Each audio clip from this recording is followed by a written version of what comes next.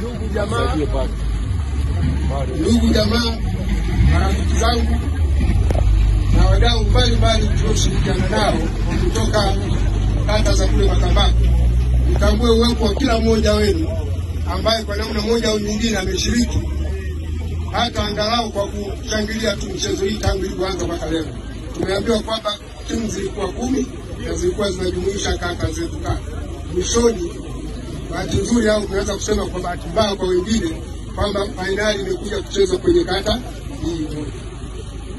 Na kama ambavyo viongozi wengine wamezungumza vizuri sana, mimi kwa ujumla wake nimefurahi sana.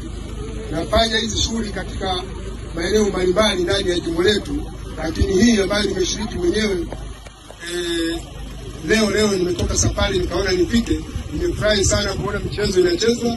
Kwa kweli naomba mwitikio huu uendelee, na kwa kuwa sasa tunaelekea mwishoni mwa mwaka, tunaanza shughuli za kilimo, naomba niahidi kitu kimoja: mwakani naomba tufanye vitu vizuri zaidi, na mimi nitakuwa na nyie, tutafanya mazoezi vizuri.